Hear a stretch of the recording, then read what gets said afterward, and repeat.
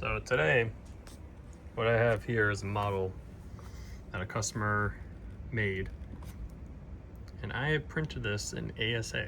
So this is mystery ASA. I don't know exactly the ASA I used. It is shaped, what I'm assuming is Anycubic ASA, but I think theirs had a weird slot. Now, actually, I just bought a roll, so it was in a pinch, and it just came in today, of ASA.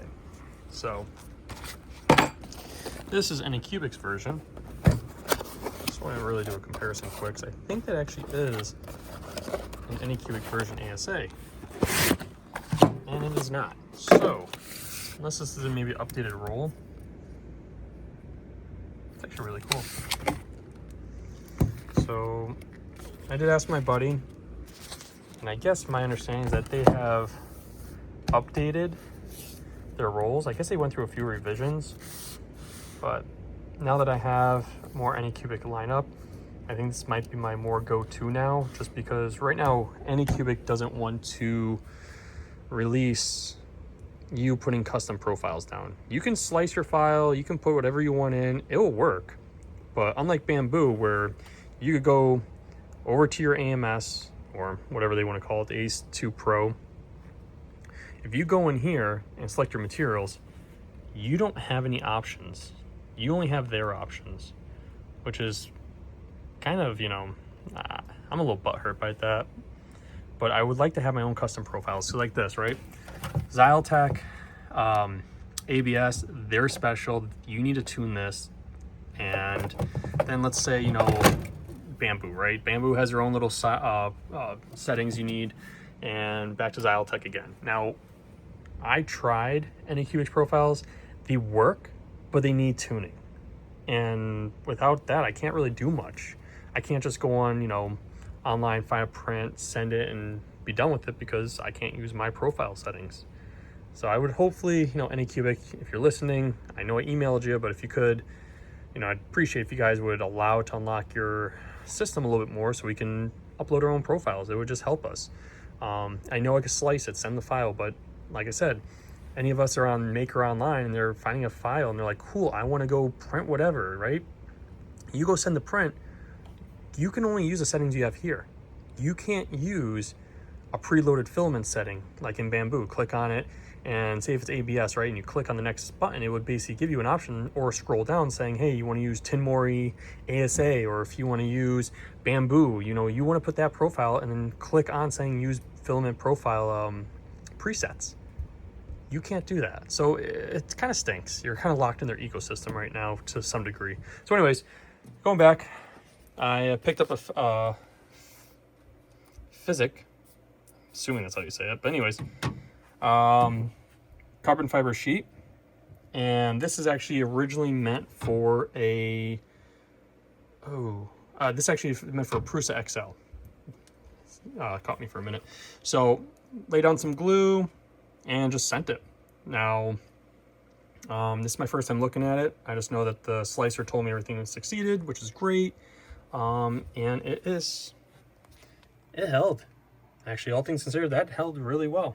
So we'll take this up. Oh, okay, cool. It actually just came right off. And let's see.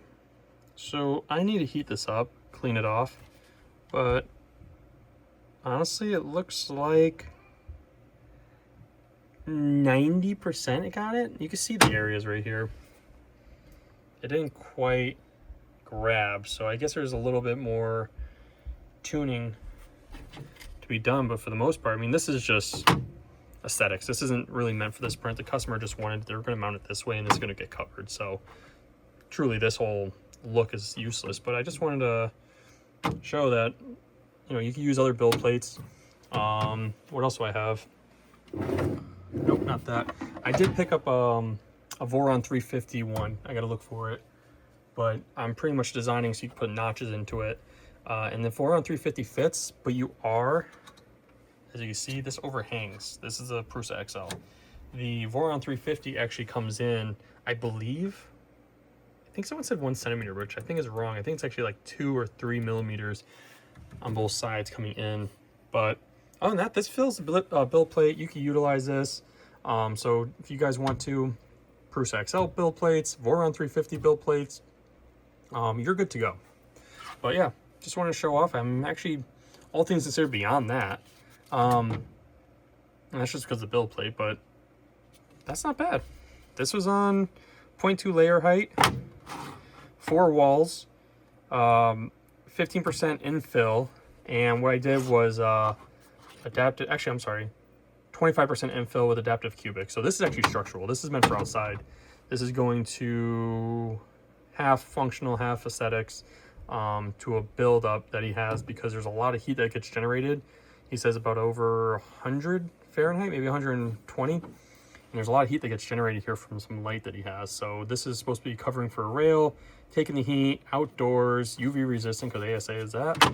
And yeah, it's gonna be hidden most of it, but I'd rather still develop and give a good quality product. And I think this came out really nice. All things considered, this is not too bad. I know you're gonna have some of the lines because of this. I'd have to slow down the speed a little bit more, but all things considered, I'm happy. I think the customer's gonna be happy. And yeah, cool. But if you guys are looking to get an Anycubic Kobra S1 Max, I still suggest it. Like I said, you're still closed off on their ecosystem to some degree, but I mean, these, you literally just send it.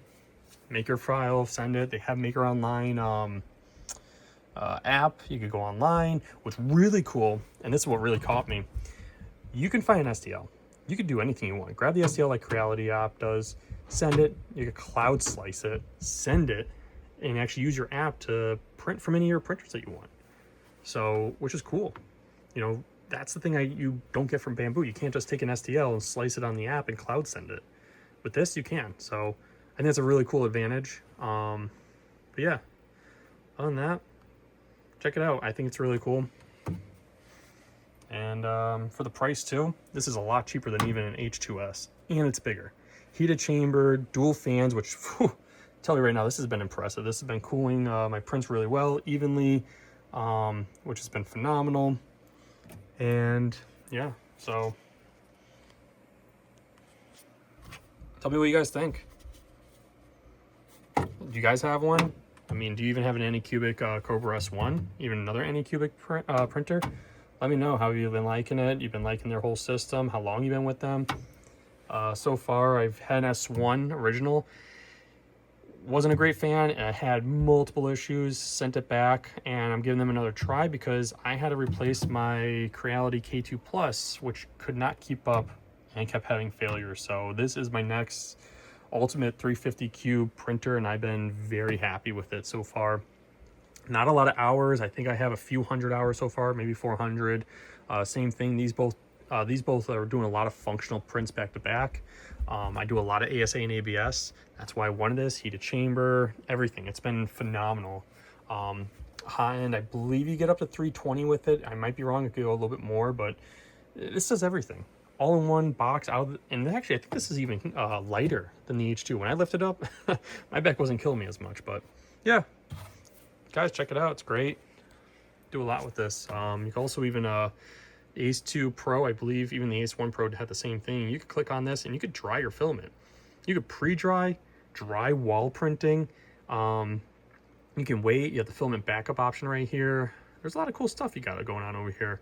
But yeah, you know, other than that, it's I don't really think there was much else. You know, full calibration you could do. Change all the settings. I don't think there's too much else beyond that. You still get your AI. There's a light in here and stuff. I mean, yeah. Cool. Yeah, check it out. Happy printing.